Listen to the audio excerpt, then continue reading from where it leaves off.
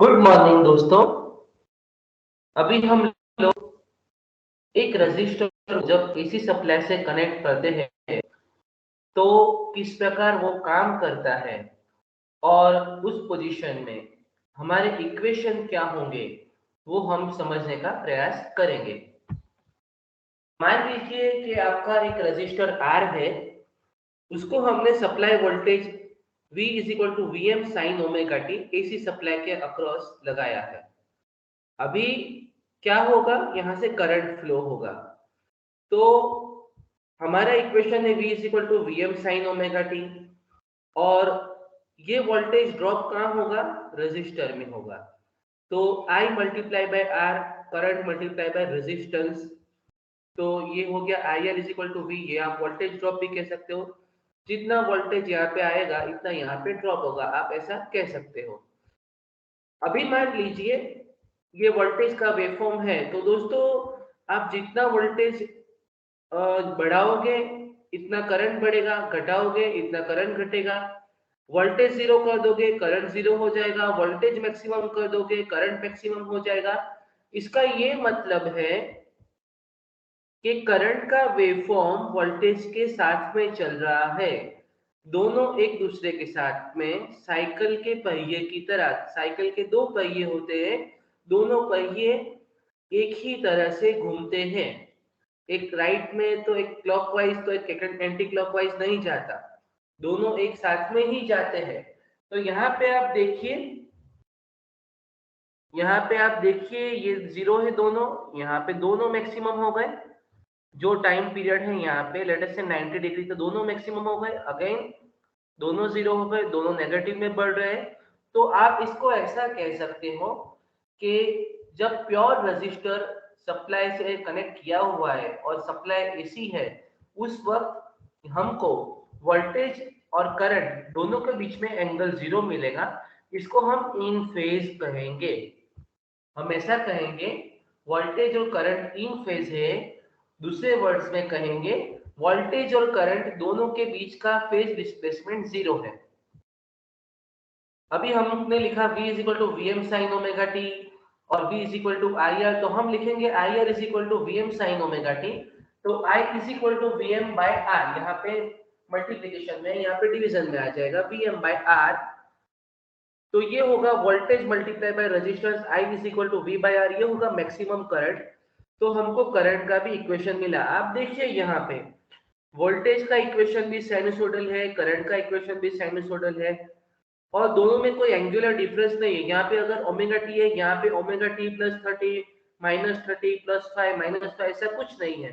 इसका मतलब pure resistor के लिए यहाँ पे वोल्टेज और करंट दोनों साइमल्टेनियसली बढ़ रहे हैं, साइमल्टेनियसली जीरो हो रहे हैं, साइमल्टेनियसली नेगेटिव में जा रहे हैं और वापस जीरो हो रहे हैं। दोनों एक दूसरे के फेज में है, इन फेज है। आगे बढ़ते हैं। तो हमने वोल्टेज और करंट के बारे में जान लिया, अब हमको जानना है पावर के बारे में। तो दोस्तों हमको पावर का सिंपल फॉर्मूला पता है। Power is the multiplication of voltage and current. हमको पता है v is equal to V M sine omega T, i is equal to I M sine omega T. तो V M I M sine square omega T हो जाएगा, ये हो जाएगा V M I M sine square omega T. यहाँ पे V M I M sine square omega T हो जाएगा। तो साइन स्क्वायर ओमेगा टी का मतलब है, आपने मैथ में पढ़ा होगा, 1 minus cos 2 omega T divided by 2। तो इसको सिंप्लीफाई करते हैं। यहाँ पे V M I M by two यहाँ से मल्टीप्लाई होगा तो V M I M by two हो जाएगा, और वी एम आई एम यहाँ पे मल्टीप्लाई होगा तो V M I M by two into cos 2 omega T. तो हमको ये टर्म मिला दोस्तों। अभी हमको एक बात पता है कि जब भी cos 2 ओमेगा टी है तो डबल फ्रीक्वेंसी वाली टर्म आएगी, यानी कि वोल्टेज का एक साइकिल होगा तो इसके दो साइकिल होंगे, और बेसिकली क्या होगा, दोनों अल्टरनेटिंग वेवफॉर्म आपको डबल फ्रीक्वेंसी से मिलेगा। तो इसका वैल्यू होगा, ये जो टर्म है दोस्तों, इसका वैल्यू जीरो हो जाएगा। तो हमको सिर्फ मिलेगा P is equal to V M I M by two, pure resistor के केस में V M I M by two, और हमारा ये टर्म अल्टरनेटिंग है डबल फ्रीक्वेंसी, ये जीरो हो जाएगा। हम इसको ऐसे लिख सकते हैं, टू डिवाइड डिवीजन में है तो रूट टू लिख सकते हैं। तो ये क्या होगा, VRMS IRMS, क्योंकि हमको पता है VRMS is equal to VM upon root two और IRMS is equal to IM upon root two. तो दोस्तों इसको हम सिंपल फॉर्म में कहेंगे P is equal to VI।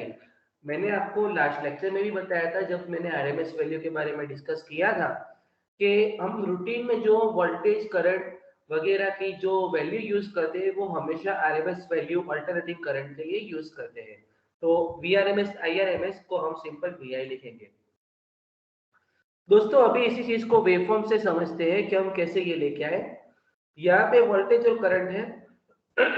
एक सिंपल दोस्तों यहाँ पे हम देखते हैं, प्लस और प्लस का मल्टीप्लीकेशन प्लस होगा, वोल्टेज मल्टीप्लाई बाय करंट, तो डायरेक्शन में यहाँ पे P आएगा, ये हमको P मिला।